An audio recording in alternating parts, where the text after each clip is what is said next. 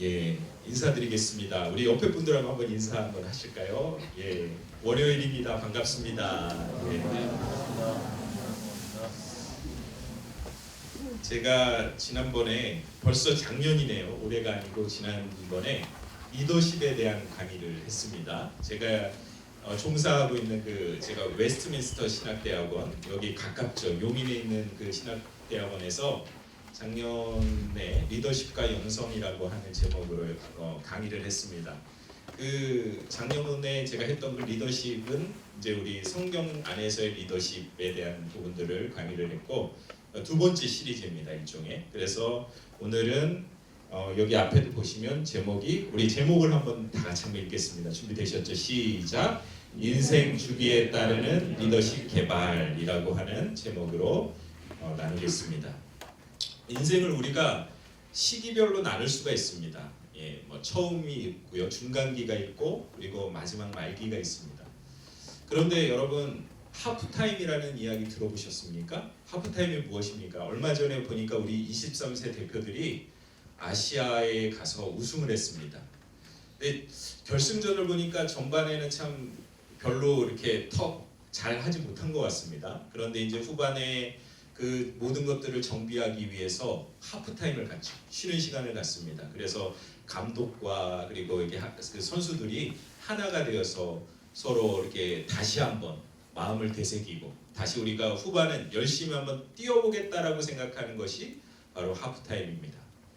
하프타임이라고 하는 그 책이 있습니다. 밥 버퍼드라고 하는 그 책인데요, 베스트셀러 책입니다. 한번 기회가 되시면 한번 읽어보시기 바랍니다. 전반의 삶을 정말 열심히, 비즈니스로 열심히 하고, 가정 사역을 열심히 하고, 뭐 교회 사역도 마찬가지입니다. 교회 사역을 열심히 했다가 우리가 쉼이 필요하다는 거죠. 그게 바로 하프타임인데, 그 하프타임은 완전한 쉼을 이야기하는 것이 아니라 우리가 앞으로의 후반전을 준비하면서 후반을 어떻게 살아가야 될 것이냐, 하나님 안에서 우리가 어떻게 후반전을 경영해 나가야 될 것이냐, 우리 기업이 혹은 우리 가정이 어떻게 후반을 경영해 나가야 될 것인가에 대한 그런 부분들을 고민하는 것입니다. 그런 거와 맥락이 같습니다. 인생 주기에 따르는 리더십 개발이 바로 하프타임을 준비하고 그 이후를 준비하는 바로 우리에게 필요한 리더십이 아닌가라는 그런 생각이 듭니다. 그런데 그거를 이제 제가 강의하기 전에요, 서론이 더 길 수 있습니다. 근데 어떤 부분이냐면, 먼저 말씀을 읽겠습니다. 다음에 한번 보여주시죠. 말씀을. 예, 사도행전 19장 21절 말씀입니다. 저와 여러분이 우리 다 같이 한번 합독하겠습니다. 준비되셨죠? 시작.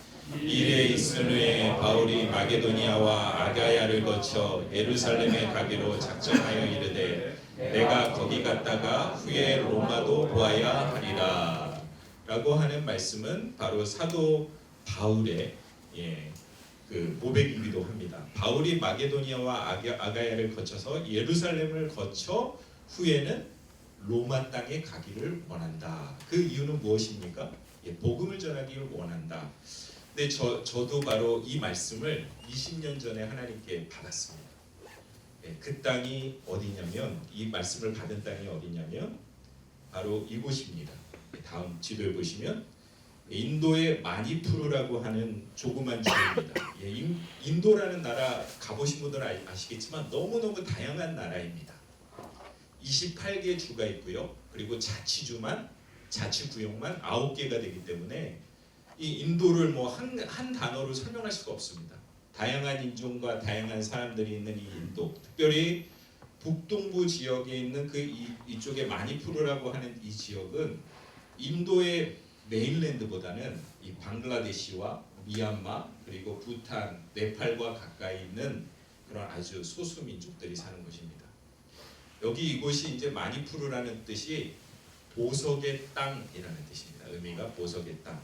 제가 이제 20년 전에 예수전도단 유스 위드 미션 그룹과 같이 이 마니푸르 땅에 가서 복음을 전하다가 하나님이 아까 주셨던 그 말씀, 여러 땅을 거쳐서 로마로 가라, 복음을 전하라 라고 하는 그런 말씀을 갖게 되어서, 그때 하나님이 주신 그 비전을 가지고 제 마음에 선교에 대한 열정이 솟았고, 그다음에 아시는 것처럼 제가 이제 그 공부를 이제 선교학, 전도학, 그리고 FX에 대한 관련된 그런 공부들을 했지만, 제가 좀 선교 인류학적 관점에서 그 교회의 새로운 표현들, 그 새로운 표현들을 연구를 했습니다. 그래서 하나님이 이 땅 가운데 주셨던 그 비전을 가졌는데, 제가 우연히 9개월 전에 어떤 분이 이곳에 신학교가 있는데 한번 가서 그 디민 스튜던트는 목회학 박사 학생들인데요.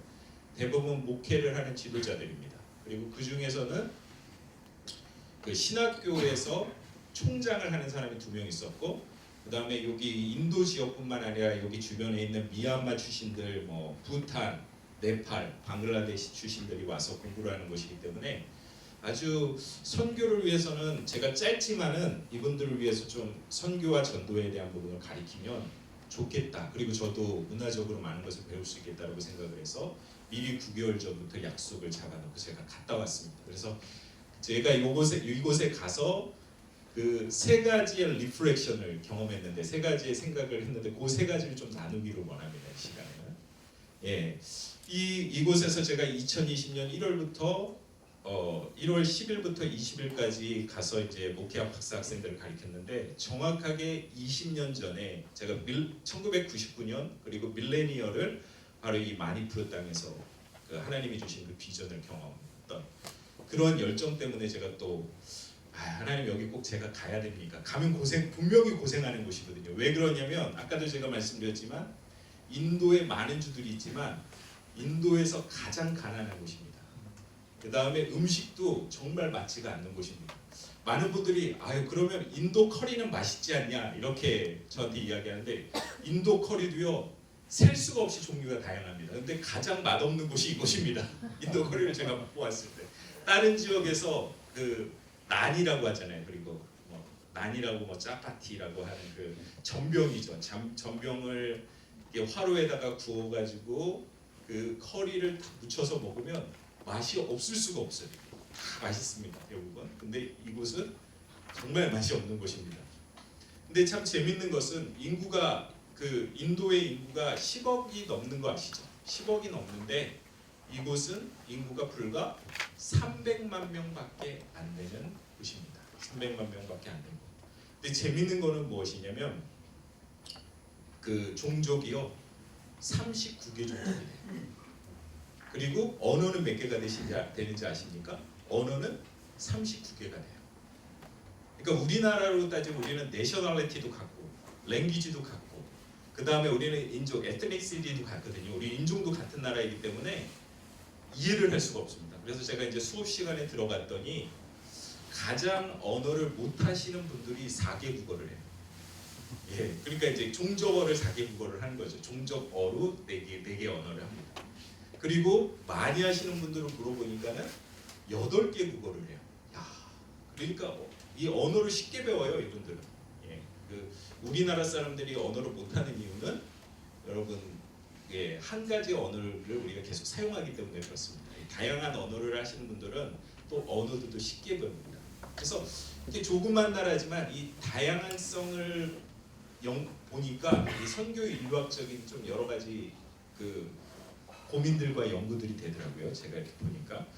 그래서 첫 번째 제가 고민했던 부분은 세계관과 선교에 대한 생각을 했습니다. 월드뷰라고 하는 세계관을 제가 좀 고민을 하게 되었습니다. 근데 여기 이제 제가 보시면 전통 시장에 왔는데요. 여기 마니푸르라고 하는 곳은 우리나라의 한 60, 70년대라고 보면 됩니다. 자동차와 달구지가 같이 다녀요. 그리고 중앙선이 없습니다.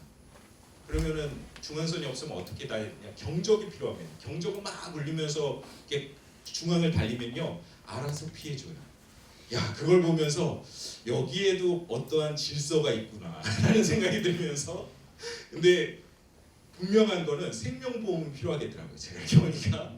근데 제가 여기 이제 옷을 입었는데요, 빨간 옷을 입었는데 제가 저렇게 원래 항상 촌스럽게 입지는 않습니다. 이 전통 복장을 제가 하고 나가서 전통 시장을 걸어갔습니다. 제가 이제 이곳에 가서 세계관과 선교에 대한 부분들을 좀 고민을 했습니다. 생각을 했습니다. 여러분들, 선교가 단수형이 있고 복수형이 있는 거 아십니까? 미션과 미션스라고 하는 단어는 의미가 다릅니다. 예, 단수형의 선교라는 것은 여러분들 하나님의 선교, 미시오 데이라고 하는 선교는 누가 선택하고 말고 하는 것이 아닙니다.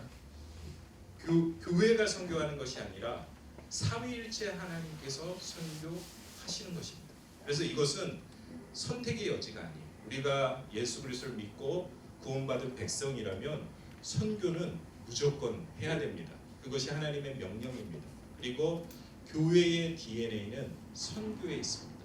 복음 전파에 있습니다. 그렇기 때문에 이 단수형 선교는요 고유명사이기도 합니다. 그래서 하나님의 복음을 반포하는 개념, 하나님의 백성으로서 하나님의 그 복음을 당연히 선포해야 된다라고 하는 그런 개념입니다. 그런데요, 복수형 선교인 미션스는 좀 개념이 다르죠. 그것은 무엇이냐면 교회의 선교적 사역을 가리키며 특정한 시간, 특정한 장소, 특정한 필요에 상응하여 특정한 형태로 하나님의 선교를 하는 것이다. 그 의미는 무엇이냐면 일종의 우리가 선교 행위를 하는 것을 의미합니다. 아프리카에 가서 선교하신 분들은 아시겠지만은 거기에 복음도 필요하지만 뭐가 또 필요하나요? 소셜 트랜스포메이션이라고 하는 사회 변혁도 필요하잖아요. 그러니까 일종의 그런 선교 행위라고 하는 것이 바로 복수형 미션스입니다. 의료 선교도 마찬가지죠. 여러분들이 이제 어떤 나라에 가서 우리 뭐 의사 선생님들도 많으시고 이제 간호사님들도 많이 계시는데 이 선생님들이 그 어떤 지역에 가서 의료 선교를 하는 그 행위, 이것은 단수형 선교가 아니라 복수형 미션스라고 하는 선교입니다. 그런데요, 저는 이곳에 가서 좀 가난한 사람들을 많이 만났습니다. 아무래도 우리나라의 한 뭐 40년 전, 우리나라는 그 고도의 그 경제 발전했지만 아직까지 제가 20년 전에 갔던 이 땅이 똑같더라고요. 예. 도로에 중앙선도 없고 뭐 여러 가지 사회 기반 시설들이 잘 되지도 않고, 그다음에 중앙 정부하고는 이 정치적인 갈등을 빚고 있습니다.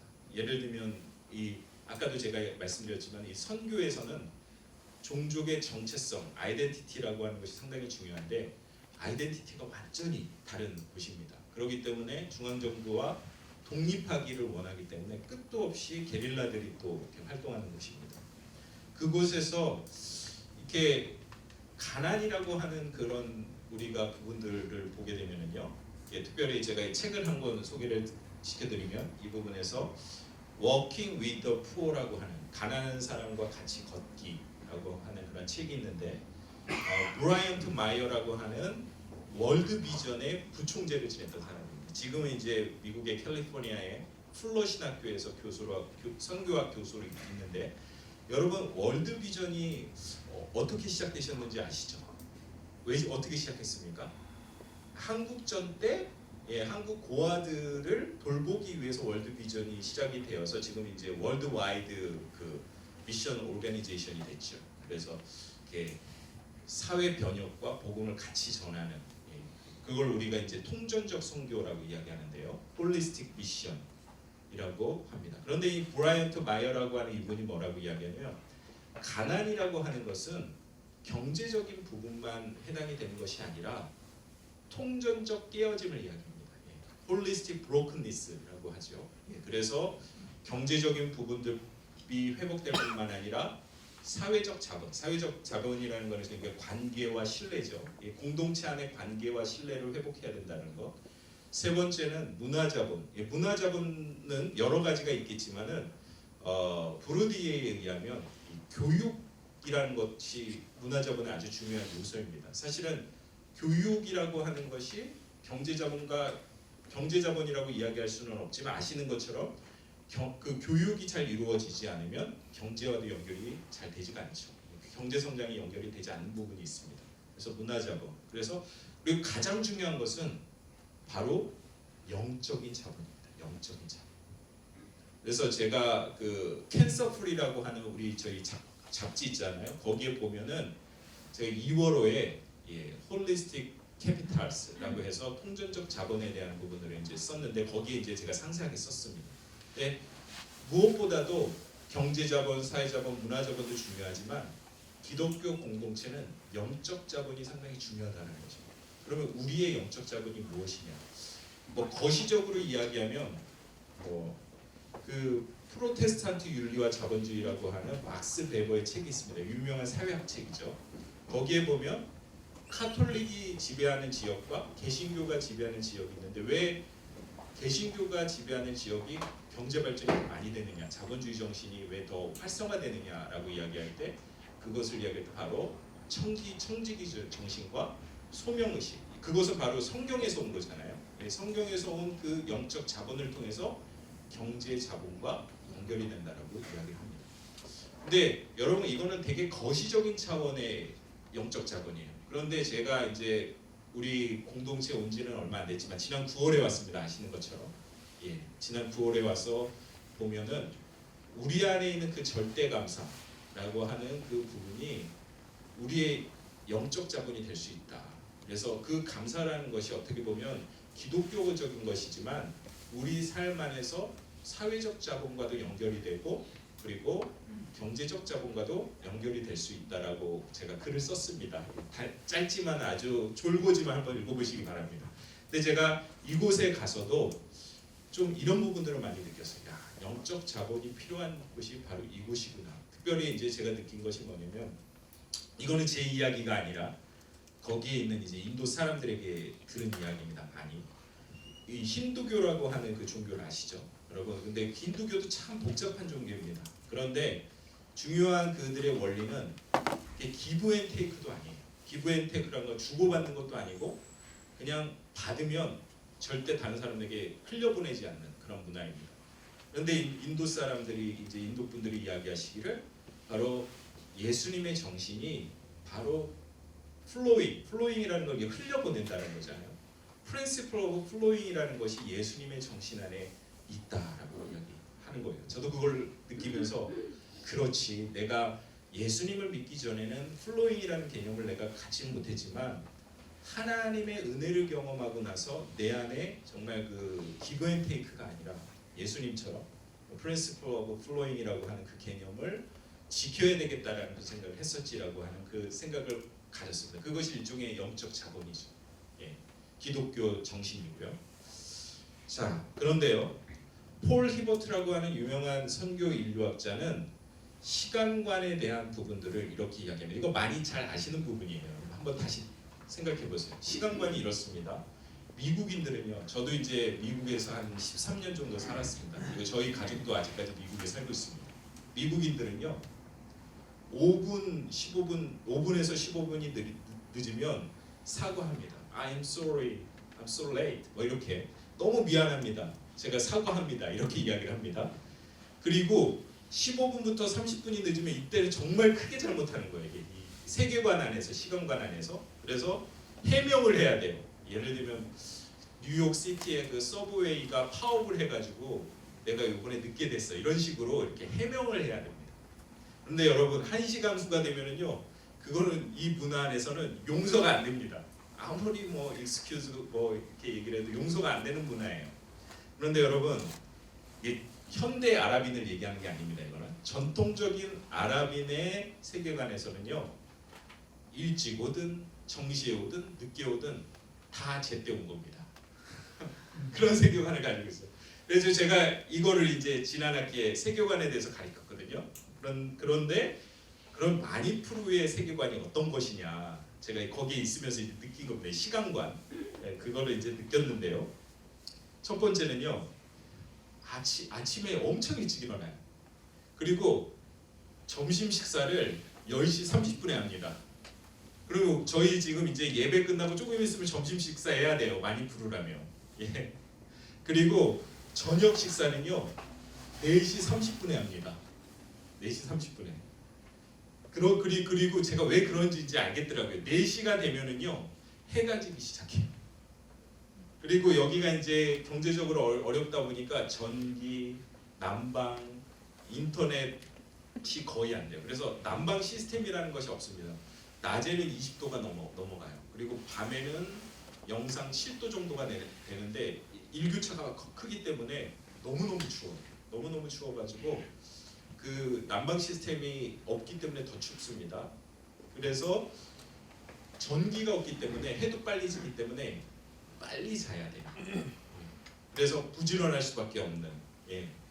그렇죠. 그래서 아침에 제가 수업을 6시 30분에 시작합니다. 그러면 아침에 5시 전에는 일어나서 기도하고 그 다음에 준비하고 가야 돼요. 물론 우리 새벽 기도 하시는 분들 다 우리 새벽 기도 하시는 분들은 뭐 그렇겠지만 여기에서는 이제 6시 30분에 시작돼가지고 오후 3시에 수업을 왜 이렇게 수업을 일찍 끝내지? 제가 그렇게 생각을 했는데 4시부터는 해가 지잖아요. 예.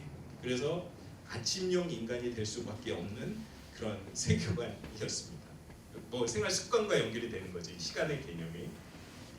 자, 그런데요. 클리퍼드 기어치라고 하는 유명한 인류학자는 두터운 서술이라고 하는 개념을 이야기합니다. 두터운 서술. 예, 그 두터운 서술이라는 것은 사회 문화적 사건들을 중심으로 한 민족이 그것들을 어떻게 보고 해석하시는지 그 분석하는지에 따라서 문화가 결정된다. 그 이야기입니다. 근데 여러분 여기에 보시면요, 이게 무슨 그림입니까? 경자년이니까 제가 쥐를 한번 여러분들에게 소개를 해봅니다. 여러분들이 보시기에 여기 우유를 먹는 이 더러운 쥐, 아무리 경자년이라고 해도 쥐는 용서가 안 되죠. 그런데 여러분 우리가 생각할 때 우리의 월드뷰로는요, 쥐는 징그러운 존재이지만 인도인들은요 이렇게 사원에서 이 쥐를 한 100만 마리 이렇게 섬겨요. 이 사원은 100만 마리 이상 되는 쥐가 그 우유도 사람들이 갖다 놓은 거예요. 먹으라고. 그리고 이 쥐를 숭배하는 모습을 보게 됩니다. 그러니까 월드뷰가 다르죠. 한국 사람들이 생각하는 쥐의 형상은 그냥 직접 우리가 쥐를 보지 않더라도 생각만 하더라도 끔찍하죠. 그런데 인도에 있는 사람들의 그 월드뷰는 쥐는 숭배의 대상이에요. 그 이유는 그 힌두 설화 때문에 그래요. 힌두의 그 설화에 보면은요. 그 인도 신 중에 시바 신이라고 하는 유명한 신이 있는데 그 아들이 있습니다. 가네시라고. 여러분들 이제 인도에 가시면 보시면 머리는 그 코끼리 얼굴인데 몸은 이게 사람 얼굴 그 사람 그 모양인 사람이 있어요. 그게 이게 가네시예요. 가네시 신은 행운을 빌어준다고 그래요. 그러니까 집안에 힌두 신을 섬기는 사람은 가네시상이 있는 집이 있습니다. 근데 재밌는 거는 뭐냐면 이 가네시가 뭐를 타고 다닐까요? 코끼리가 쥐를 타고 다녀요. 그러니까 그 쥐가 어떻게 보면 이 사람들에게는 아주 좋은 형상이라고 생각하죠. 그래서 길버츠 그 클리퍼드 기어치가 이야기하는 두터운 서술이라고 하는 개념에서 각 그 세계에 따라서 그 바라보는 시각이 다르다라고 하는 그 부분들. 제가 이제 여기에 보면은 다음으로 넘겨주시죠. 여기 비민 학생들 다 찍지는 못했는데 저희가 조폭이 아닙니다. 인상 쓰고 있어가지고 너무 해가 밝아가지고요 인상을 쓸 수밖에 없더라고요. 그래서 여기 보면 다 다양한 인종들이 있고 아까 제가 말씀드린 대로 네팔에서 온 사람, 그 미얀마에서 오신 분들 같이 교제하면서 다양한 그 경험을 했습니다. 여기 제가 이렇게 목도리 같은 걸 하나 했죠. 예, 이거는 일종의 각각의 종족마다 색깔이 다릅니다. 모양이 다릅니다. 그래서 제가 저걸 참 많이 받았습니다. 이렇게 같이 공부를 하고 같이 했던 것이고요. 두 번째는요. 제가 생각했던 두 번째 생각은 선교사와 얼리 어댑터라는 것을 고민했습니다. 얼리 어댑터. 여기에 이제 형상에 있는 이분은요.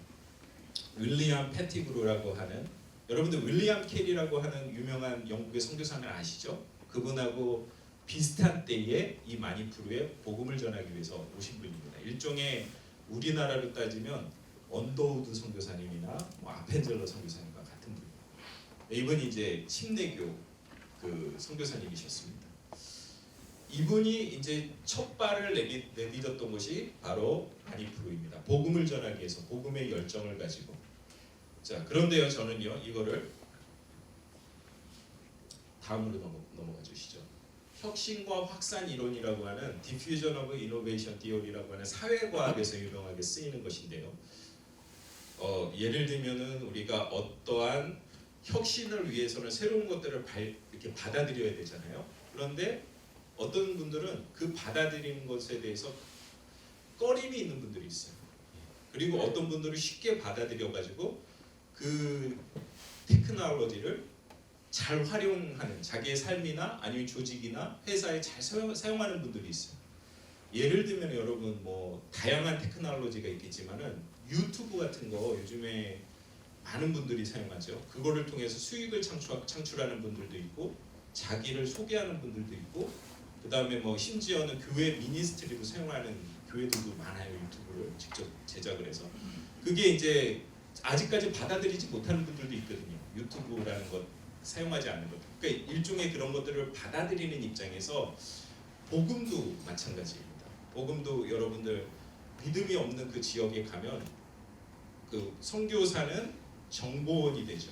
소스가 되죠. 1번에 보시면 정보원이 되죠.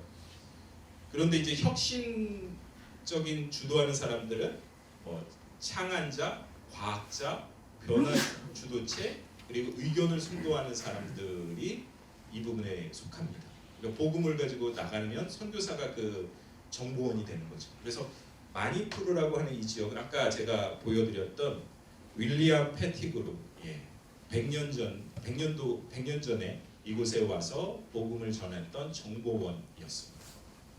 두 번째 중요한 것은요, 이 혁신과 확산 이론을 위해서는 메시지가 중요합니다. 사실은 컨텐츠가 없는 복음은 말 그대로 컨텐츠죠. 컨텐츠가 없는 선교는 있을 수가 없고 컨텐츠가 없는 조직은 금방 와해될 수밖에 없다는 것입니다. 그런데 여러분 이 메시지는 개혁적이라는 거죠. 기존에 있었던 그 질서에 있었던 것이 아니라 새로운 것들을 제시하는 것입니다. 이 메시지는. 그런데 복음이 바로 그 새로운 것을 제시했다는 것입니다. 마니푸르라고 하는 힌두교를 믿었던 그런 지역의 혁신을 그 메시지를 전한 거죠. 그다음에 세 번째는요. 매체라고 하는 것인데 채널인데요. 커뮤니케이션을 위해서 어느 곳을 사용해서 우리가 그 대화를 나눌 것이냐라고 할 때에 이 윌리엄 패티그루는요. 학교와 그 다음에 병원이 없는 그 지역에서 학교와 병원으로 처음 복음을 전했습니다. 그러니까 아까 제가 얘기했던 그 홀리스틱 미션과도 연결이 되죠. 통전적 선교라고 하는. 그리고 우리 이름도 사실은 통전적 선교를 지금 하고 있습니다. 비즈니스를 통해서 복음을 같이 비즈니스와 함께 전하는 그런 우리의 공동체이잖아요. 그러니까 그 개념을 우리는 잘 이해를 해야 됩니다. 홀리스틱 미션이라고 하는 그 개념. 그런데 이때에 그 우리나라도 비슷했죠. 여성들이 교육에 참여할 수가 없었습니다. 그런데 윌리엄 패티그루가 학교를 세우고 여성을 또 훈련시키고 여성 지도자를 배출하고 이렇게 학교와 병원을 매체로 사용했습니다. 그래서 아까 제가 이제 선교사와 수용자라고 하는 얼리 어댑터를 이야기했는데 이 수용자라는 개념이 상당히 중요합니다. 이 당시에 이제 그 마니푸르라고 하는 곳은 계곡과 언덕으로 나뉩니다. 많은 언덕들이 있어요. 우리나라로 따지면 작은 산들이 많이 있습니다.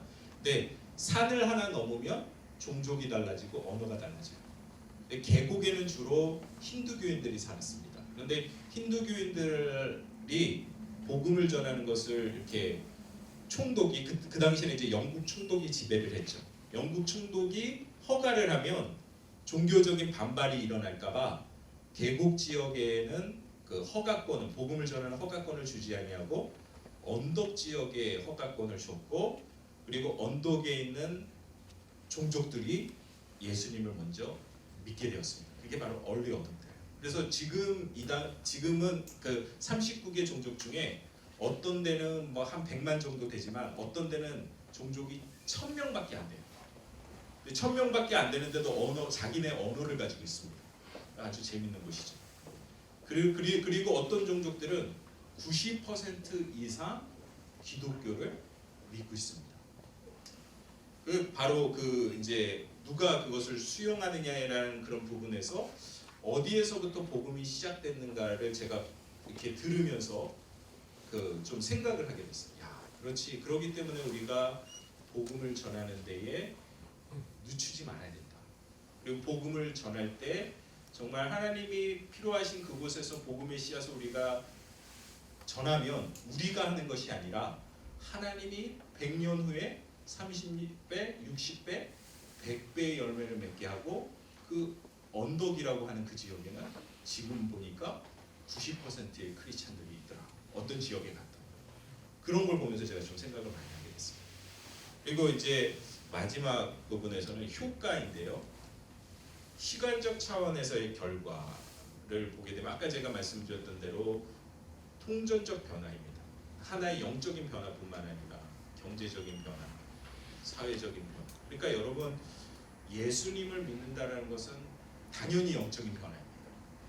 그렇지만 예수 복음을 가지고 우리가 어디에서 복음을 전하냐, 학교를 통해, 병원을 통해, 아니면 소셜 트랜스포메이션을 통해서 전하게 되면 영적인 것이 변할 뿐만 아니라 사회가 변할 수 있다. 그리고 저는 또 아까도 제가 말씀드렸지만 영적 자본에 대해서 생각하게 됐다고 했잖아요. 그래서 그 영적 자본이라는 게 Principle of Flowing이라고 하는 그 사람들 마음 가운데 우리가 예전에는 그냥 받기만 하고 남에게 베풀지 못했던 그런 마음을 가졌다면 지금은 예수 정신을 통해서 흘려보낸다라고 하는 그 개념을 가지고 복음을 전하고 있습니다. 이런 말을 들었을 때에 저도 마음이 좀 설레이고 뛰더라고요. 야, 복음이 그렇게 영향력이 있구나라고 하는 그런 생각을 갖게 됐습니다. 자, 여기 이제 보시면 이렇게 언덕 모양이 이렇습니다. 그러면 이런 언덕이 넘어가면 언어가 다르고 인종이 다릅니다. 근데 제가 이제 지금 그 다음으로 넘겨주시죠. 완전히 이제 세수도 못하고 페인이 됐습니다. 이제 돌아가는 길인데요. 여기 뒤에 보시는 비행기는 에어인디아입니다. 콜카타를 거쳐서 이제 왔습니다. 근데 우리나라는 이게 비행장을 들어가면 활주로 안으로 들어가지가 않잖아요. 근데 여기는 20년 전과 똑같이 활주로까지 걸어 들어가 가지고 타야 됩니다. 그 정도로 이제 낙후됐는데 저는 근데 그 낙후된 게 보여지는 것이 아니라 오래된 미래, 그 가난하면서도 열정 있는 많은 인도의 크리스천들을 만났거든요. 우리도 예전에는 이런 열정을 가졌는데, 그리고 앞으로도 우리도 그런 열정을 가져야 되지 않나. 그러니까 오래된 미래라는 것은 옛날에 가졌던 우리의 열정이 다시 불태워져야 되고, 미래의 우리의 사역들의 도전을 가지고 복음을 전해야 되겠다라고 하는 제 개인적인 이제 생각을 가졌습니다. 아까도 제가 말씀드렸지만 4시만 되면 해가 지죠. 근데 잠은 안 오죠. 그러니까 기도하게 되고 생각하게 되더라고요. 그러니까 이 3가지의 생각을 제가 하고 왔습니다. 그리고 선교적 도전이라고 하는 것은 이렇게 가난한 이 지역에서도 인도 자체에만 복음을 전하려고 하는 것이 아니라 그 지역의 옆에 있는 미얀마, 네팔, 부탄, 그리고 그 지역들에게 나아가서 복음을 전하는 그런 모습들을 보면서 이 선교적 도전이 되었습니다. 자, 여기 아까 이제 제가 마지막으로 보여드렸던 이 도시, 이 가난한 곳이지만 이렇게 여러 다양한 나라들과 그 경계선을 맞대고 있는 이런 곳이었습니다. 이런 도전을 제가 받았고요. 다음 사진 보여주시고요. 이렇습니다. 건기이기 때문에. 그리고 넘어가시고요. 이렇게 교회가 이렇습니다. 그러면은 제가 간단하게 그래도 본론은 해야 되니까요. 소론이 너무 길었습니다. 인생 주기의 리더십 개발이라고 하는, 여기에서 제가 강의를 상세하게 하는 것보다는 책을 좀 소개를 해드리면 그걸 읽으시면 좋을 것 같아요. 그래서 이 책입니다. 인생 주기에 따르는 리더십 개발이라고 하는 책인데, 이분은 이제 로버트 클린턴이라고 하는 분이고요. 30년 이상 아까 제가 말씀드렸던 캘리포니아의 플러 신학교의 리더십 교수로 계셨던 분입니다. 그래서 이 책을 이제 보게 되면은 2가지를 이렇게 핵심으로 잡고 있습니다. 어떻게 리더들을 개발할 것인가에 대한 연구를 했고요. 그다음에 성경적 리더십을 연구를 했습니다. 저는 아무래도 목회자이기 때문에 이런 리더십을 이렇게 여러분들에게 강의를 해주는 게 더 도움이 될 것 같습니다. 만약에 이제 경영 쪽의 리더십을 전공하시는 분들은 또 생각이 다르시겠죠. 자, 그런데요. 다음으로 넘어가시죠. 이 인생 주기의 리더십 개발의 핵심은 무엇이냐면 유종의 미를 거둬야 된다. Finishing well이라고 하는 부분입니다. 근데 젊으신 우리 그 이루미안들은 이렇게 생각할 수 있어요. 나는 아직 젊은데 내가 무슨 유종의 미를 거둬라고 생각하겠지만은 크리스찬들은 늘 마지막을 생각하면서 살아야 합니다. 그러니까 오늘 하루를 살더라도 최선을 다해서 살아가는 거죠. 그래서 이 리더십의 개발을 보게 되면 결론은 우리가 finishing well, 어떻게 우리의 마지막 경주를 마지막 잘 마무리할 것이냐. 하프타임을 그 이후에 어떻게 우리의 게임을 죄송합니다. 게임으로 비교해서 우리의 인생을 잘 마무리해야 될 것인가에 대한 부분을 했습니다. 근데 여기 제가 질문을 하는데 대답하실 필요는 없습니다. 한번 생각을 한번 해보세요. 여러분들 주변에 유종의 미를 경험한 리더들이 있다면 한번 나누어 보세요. 크리스찬 리더일 수도 있고요. 그게 세상적인 리더일 수도 있습니다. 그런데 여러분, 제가 이제 이걸 가지고 이제 어느 곳에 가서 강의를 하고 한번 나눠보세요라고 이야기했더니요. 리더십 중에 유종의 미를 거둔 분들은 기억이 안 나고요. 잘 걸어가다가 유종의 미를 못 거두고 나중에 실패하신 분들은 많이 알고 있습니다. 이런 얘기를 하더라고요. 그래서 깜짝 놀랐습니다. 그러니까 그만큼 유종의 미를 거두는 것이 상당히 어렵다라는 것입니다. 자, 그런데 유종의 미를 거두는 삶의 특징은 6가지로 이 책에서는 이야기를 하고 있습니다. 첫 번째는 끝까지 하나님과 개인적인 생생한 관계를 이루어야 된다는 것입니다. 그러니까 우리가 물론 여러분들 이렇게 우리가 비즈니스를 하지만 비즈니스 세상의 것과 그리고 하나님의 것이 분리되었다라고 생각하지 마십시오. 성과 세속적인 것을 분리하는 것이 아니라 우리가 이 일터 안에서 하나님의 나라를 실천하고 그리고 우리의 소명을 실천하기 위한 통전적인 삶을 살아야 합니다. 저는 통전적이라는 단어를 좋아합니다. 통전적인 삶을 살아야 합니다. 그래서 하나님과 개인적인 삶을 끝까지 관계를 유지하시고, 두 번째는요, 배우는 자세를 유지하는 삶을 살아야 합니다. 근데 더 구체적으로 들어가면 당연히 배워야 되겠죠. 그런데 아까 제가 말씀드렸던 그 혁신의 이론에 의해서 이야기할 때 끊임없이 새로운 것을 배우고 도전해서 그 자료들을 사용하는 것. 유튜브도 도전하십시오, 여러분. 그것을 이제 복음을 위해서 사용하면 좋은 툴이 될 수 있습니다. 이렇게 서점가에 가보니까는 유튜브를 어떻게 만드느냐, 유튜브를 가지고 어떻게 혁신을 만드느냐, 다양한 책들이 많이 있더라고요. 그런 거 이제 참조를 하시거나 아니면 다양한 방법을 통해서 다양한 종류의 자료들을 배워야 된다고 이야기합니다. 세 번째는요, 중요한 부분인데 삶의 성령의 열매의 증거가 무엇이냐? 그것은 그리스도의 닮은 성품을 갖는 것입니다.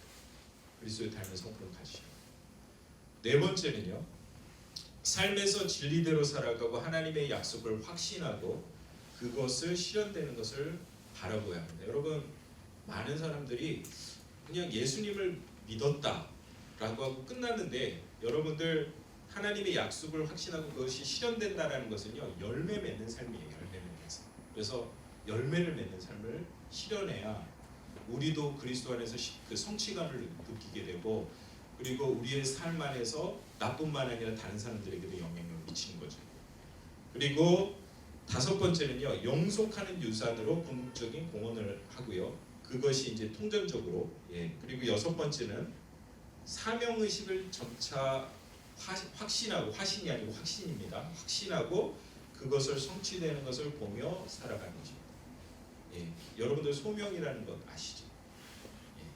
오스 기니스라고 하는 그 분 되게 유명하신 분이죠. 그 소명이라는 주제를 30년 동안 연구하신 분이 있어요. 그래서 시간이 되시면 오스 기니스의 소명이라는 책을 한번 읽어보시기 바랍니다. 하나님이 여러분들 부르셨죠. 그리고 그 부르심을 통해서 하나님 성취하시고자 하는 것이 있으십니다. 그래서 그 사명의식을 전차적으로 확신하고 그것을 성취되는 삶을 바라보며 살아가셔야 합니다. 그런데 유종의 미를 거두는 삶을 가로막는 7가지 장애물이 있습니다. 여러분들 다 아시겠죠? 첫 번째는 재정입니다. 근데 재정이라는 것이 여러분들 무조건 우리가 재정은 잘못된 거야, 잘못된, 그게 아니라 그 재정을 잘 아시겠지만 어떻게 사용하느냐 혹은 남용하느냐, 이 부분을 우리가 잘 기억해야 된다는 거죠. 그리고 권력이고요. 세 번째는 교만입니다. 교만은 당연히 설명을 안 해도 큰 장애물이 되죠. 그리고 네 번째는 성이죠. 제가 이 부분을 얘기 안 하지 않아도 잘 아실 겁니다. 그리고 다섯 번째는 가정의 문제입니다. 경영이라는 의미를 우리는 너무 크게 확대해서 생각할 때가 많이 있습니다. 물론 국가를 경영하고 우리 이름을 경영하는 것도 경영이지만, 경영이라는 단어, 경제라고 하는 가장 작은 단위는요, 오이코스, 가정입니다. 오이코스. 가정이 문제가 되면 중대한 이슈가 되고요. 그리고 우리가 일종의 미를 거두는 데에 큰 장애물이 됩니다. 그리고 여러분들 우리가 삶이 늘 항상 이렇게 올라가는 삶만 사는 게 아니잖아요. 때로는 이렇게 업앤다운하죠. 업앤다운 할 때 침체기를 잘 극복하지 못할 때. 예. 그리고 마지막은 감정 및 심리적인 상처.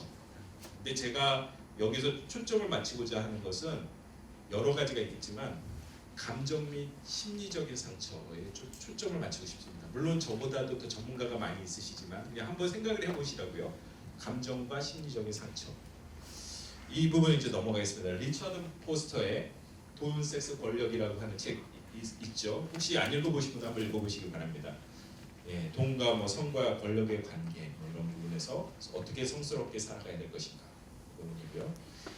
토머스 머튼이라고 하는 유명한 영성가는 다음 장입니다.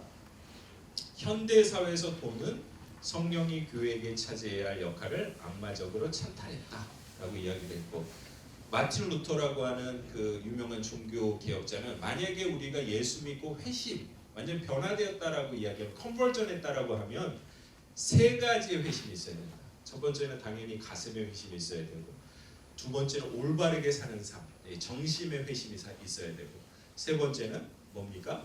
돈 지갑의 회심이 있어야 된다라고 이야기를 했죠. 자, 그 다음에 뭐 성경에 보면 여러 가지 그 돈에 대한 이슈, 경제에 대한 이슈가 많이 나옵니다. 예, 여기에 보시면 이제 뭐 삭개오도 사실은 그 예수님을 만나기 전에 자신의 다른 사람들을 토색했던 사람, 그리고 그걸 이제 4배로 다시 갚았던 그런 경제적인 부분. 마태복음 6장, 누가복음 6장의 가르침도 기억하실 줄 믿습니다.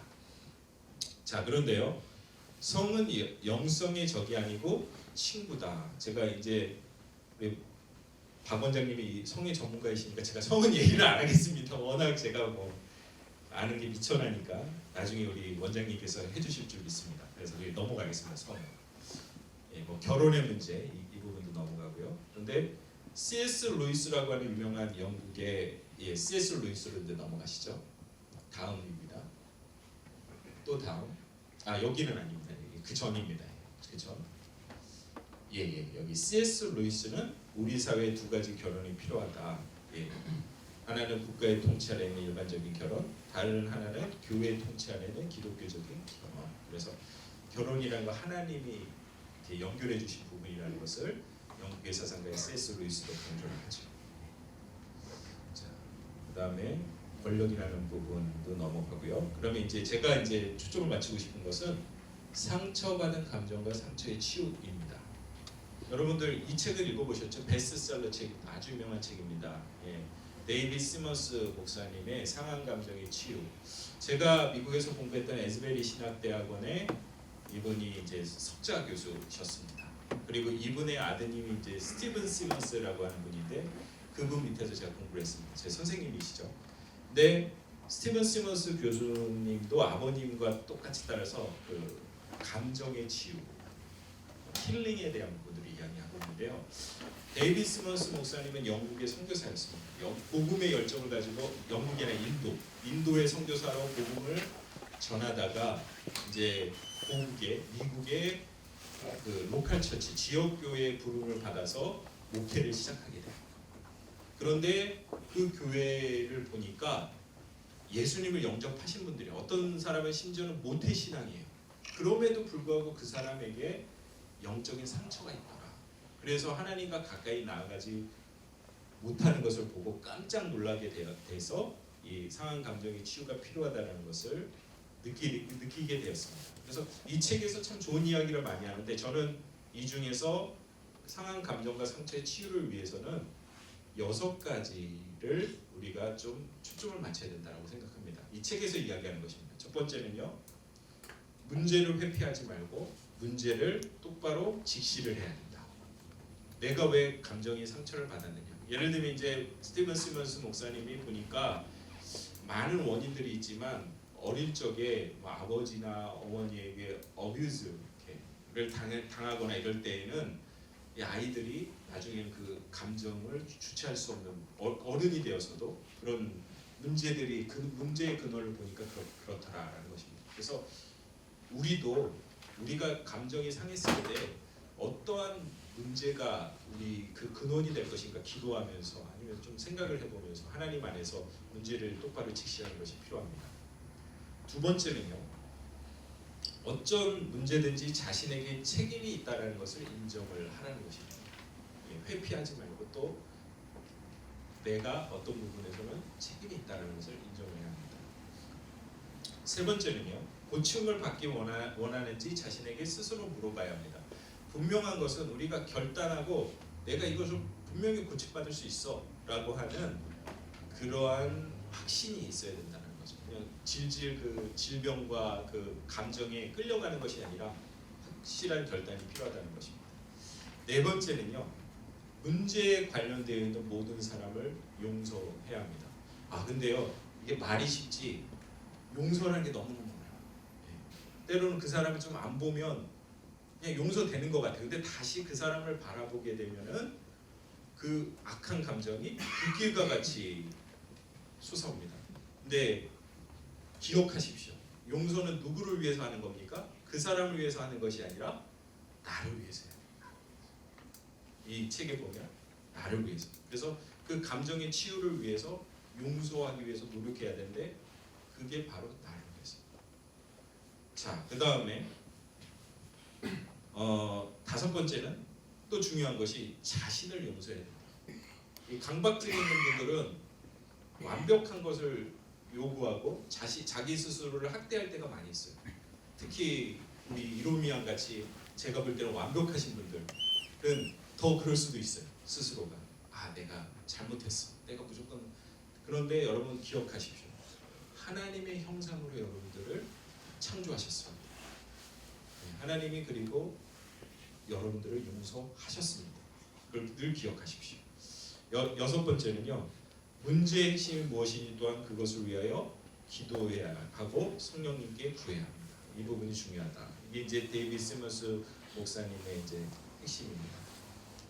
그래서 효과적인 리더들은 평생에 배우는 자세, 영적 권위, 역동적인 사역의 철학을 가져야 되고 리더십 선발과 개발이 있어야 되고 관계적인 능력을 부여해야 되고 사명의식을 가져야 되고 현재 사역의 평생의 개발의 안목을 보아야 된다. 저는 7번째를 강조합니다.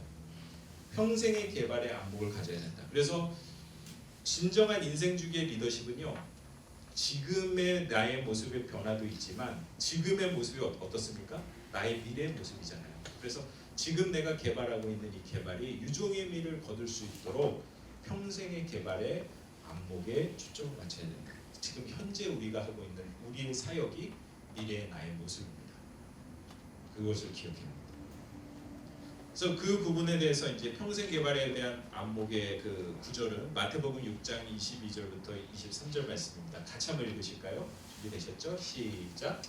눈은 몸의 등불이니 그러므로 내 눈이 성하며 궁함이 받을 것이요 눈이 나쁘며 온몸이 어두울 것이니 그러므로 내게 빛이 어두우면 그 어둠이 얼마나 더하겠느냐. 이 안목이라는 것은요, 물론 시각적인 안목일 수도 있습니다.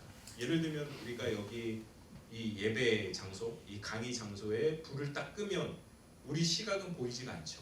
그것도 우리의 안목일 수 있지만 영적인 안목도 안목입니다. 두 가지 안목을 이야기하는 거죠. 영적인 어두움, 그리고 우리가 영적인 바른 안목이 필요하다는 것을 이야기하는 것이죠. 평생 개발을 위해서는 그 발전을 위한 전망을 위해서는 네 가지의 부분이 필요한데, 하나님은 리더를 전생에 걸쳐서 만드신다. 하나님은 여러분들의 삶의 그 여정 안에서 여러분들을 만들어 가셔요. 예를 들면 모세의 삶을 보시면 여러분들 아실 수 있잖아요. 모세가 초창기에는 이집트 궁중에 섰습니다. 그리고 나서 좀 이렇게 되니까는 하나님이 교만해질까봐 물론 살인을 저질렀지만 이 사람을 겸손하게 만들기 위해서 미디안 광야에 가서 이렇게 좀 돌리시죠, 삶을. 그리고 나서는 나이가 지긋하게 들어서 80세가 되셨을 때에 부르셔가지고 이스라엘 백성들을 인도하는 리더자로 삼으셨습니다. 이렇게 평생에 걸쳐서 하나님은 리더자를 세우셔요. 근데 이렇게 생각하실 수 있어요. 나는 리더가 아닌데. 아닙니다, 여러분. 지금의 여러분들의 그 모습, 뭐 어떠한 부분인지 모르겠지만 하나님이 평생을 거쳐서 여러분들 리더로 삼으시길 원하신다는 거, 그게 하나님의 뜻입니다. 그리고 두 번째는요, 하나님은 리더의 잠재력이 최대 개발되기를 원하시고 은사를 주셔서 목적을 이루십니다. 우리에게 은사를 주신다. 세 번째는 리더는 자신을 개발하는 시간선이 있다. 그래서 저는 이 타임라인이 되게 중요하다고 이야기하고, 그다음에 이 책에서도, 인생 주기의 책에서도 그렇습니다. 시간선. 네 번째는요, 미래의 하나님의 리더를 어떻게 다루실 것인가를 예견하고 기대할 수 있습니다. 자, 그러면 예를 한번 보겠어요.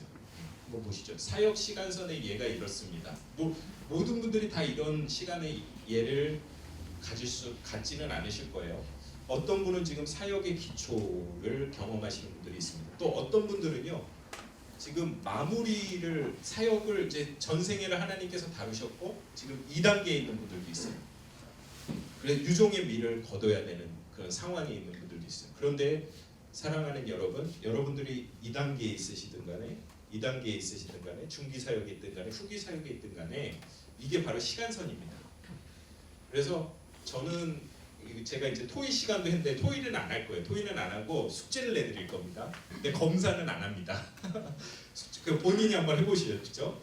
이런 사역의 기초, 초기 사역, 중기 사역, 후기 사역, 마무리 사역으로 나누셔서 여러분들이 만약에 지금 중기 사역에 계시다면 앞에 사역의 기초와 초기 사역 때는 어떤 걸 개발시키셨는지를 적어보십시오.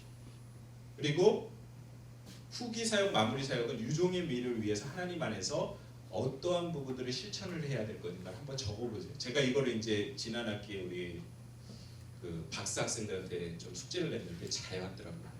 물론 그분들은 다 목회를 지금 하고 있는 목사님들이세요. 그래서 사역의 기초, 초기 사역 어떻게 사역하셨고 이제 앞으로 어떻게 하시고, 그게 이제 목회자만 그런 것이 아니라 우리 리더들도 이런 분명한 시간선이 필요하다는 것을 강조하고 싶다는 것입니다. 이건 예입니다. 이건 이대로 되는 것이 아닙니다. 예를 들면 사역의 기초에는 이제 성품을 형성하는 과정 필요하겠고요.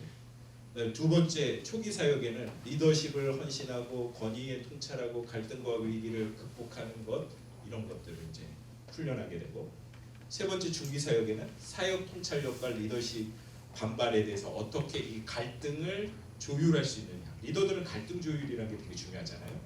그리고 패러다임을 어떻게, 내가 그냥 아까도 제가 얘기했지만 혁신이라는 게 상당히 중요합니다. 그 되게 저는 혁신이라는 게 성경적이라고 생각을 해요. 그러니까 그냥 이대로 가는 것이 아니라 또 변화가 필요할 때는 확실한 혁신, 패러다임의 전환이 필요한데 어떻게 해야 될 것인가. 후기 사역은 뭐 영적인 전제, 아까 제가 얘기했던 대로 상처받은 감정의 치유에 대한 거 어떻게 내가 회복해야 될 것인가 라는 거, 깊은 역경 능력을 어떻게 이겨내, 마무리는 하나님이 주신 이 사명을 어떻게 마무리 짓고 유종의 미를 거두시는, 예를 들면 이런 타임라인을 통해서 한번 미니스트리 혹은 개인 퍼서널 타임라인을 한번 이렇게 만들어 보시면 좋지 않을까라는 그런 생각이 듭니다. 왜 제가 이 부분을 하냐면, 이거를 만약에 연초에 하지 않고 막 연말에 하면은 안 되잖아요. 그래서 서울도 이제 얼마 지난지 안 되고, 물론 지금 2월 달이지만은 우리 개인의 사역 타임라인 이것을 설정하고 지금의 나의 모습이 그 앞으로의 나의 리더십과 연관이 되고 유종의 미를 거두는 삶과 연결이 될 줄 믿습니다. 이 시간에 제가 이제 마무리를 할 건데요. 이 시간에는 다른 분들 눈치를 보지 마시고 본인을 위해서 한번 기도했으면 좋겠습니다. 하나님 주시는 사명과 소명이 저에게 있습니다. 저를 부르셨습니다. 그것을 확신합니다. 하나님, 제가 지금까지 주님께서 인도하셨는데 앞으로의 삶도 하나님께서 어떤 방향으로 저를 이끌어 주셔서 유종의 미를 거둘지를 좀 고민하며 나아갈 수 있게 도와주시옵소서. 주님 성령님의 인도하심을 제가 느끼며 나아갈 수 있도록 주님 역사해 주시옵소서. 이 시간에 크게 기도하셔도 좋으시고요, 아니면 작게 하나님 앞에 이렇게 나아가셔서 속삭이셔도 좋습니다. 하나님 그것을 들으십니다. 여러분들의 기도를 들으십니다. 다른 분들을 눈치 보지 마시고 개인을 위해서 시간에 우리 한번 기도하겠습니다. 기도하십니다. 거룩하신 하나님, 하나님의 능력과 은혜와 말씀 가운데 살아갈 수 있도록 인도하여 주시옵소서. 성령께서 인도하여 주셔서 우리의 삶 가운데 역사하시는 주님 역사, 주님의 능력, 주님의 영광, 주님 올려드릴 수 있도록 주님께서 주시는 그 성령의 능력과 기름 부으심을 통해 우리의 삶이 변화될 수 있도록 인도하시고 주여 유종의 미를 거두고 주님 마지막 삶을 거듭가면서 하나님 능력을 경험하는 우리 공동체 될 수 있도록 인도하여 주시옵소서. 나만을 생각하는 것이 아니라 우리 공동체를 생각하고 주님의 능력을 경험하는 우리의 삶이 될 수 있도록 인도하시고 성령의 능력을 경험하는 시간 될 수 있도록 역사하여 주시옵소서. 아버지 하나님 주님께서 함께하여 주셔서 우리 한 분 한 분을 터치하여 주시고 우리 이런 공동체 이번 주 한 주도 주님의 능력을 경험할 수 있게 도와주시고 주님의 은혜를 경험할 수 있게 도와주시고 주님께서 함께하시는 우리 공동체 될 수 있도록 주여 역사하여 주시고 인도하여 주시옵소서. 아버지 하나님 함께하여 주시겠습니다. 아버지 하나님 거룩하시고 우리가 풍성하신 하나님 이번 주 한 주도 주님을 생각하며 우리가 일터에서도 주님의 능력을 경험하는 시간 될 수 있게 도와주시고 특별히 우리가 인생의 유종의 미를 걷어가면서 영적인 문제, 감정적인 문제 때문에 고통받지 않도록 주님 붙들어 주시옵소서. 특별히 마음에 어려움이 있는 분들이 있으니까 주님께서 그 마음을 터치하여 주셔서 치유하여 주시고 하나님 주시는 소명과 사명을 이루어가며 우리가 인생을 살아가면서 주님의 능력을 경험하는 우리 이룬 공동체 될 수 있도록 역사하여 주시옵소서. 특별히 아버지 하나님 내외적으로 정말 국제적으로 그리고 국내적으로 어려운 경제 상황 가운데서도 정말 주님께서 저희에게 지혜와 명철을 주시고 특별히 우리 공동체 리더자들에게 지혜를 주셔서 모든 것들을 잘 판단하고 선택할 수 있도록 인도하시고 하나님의 능력을 경험하며 우리가 간증하는 2020년 될 수 있도록 역사하여 주시옵소서. 거룩하신 예수님의 이름으로 기도드렸사옵나이다. 아멘.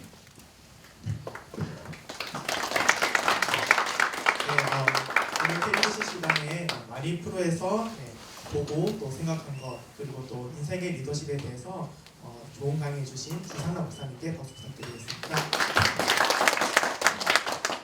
네, 이번 시간에는요 오랜만에 사내 공동체에 뉴페이스가 나타났습니다. 네, 바로 이론 플러스 경영 지원 본부의 재무 담당하고 있는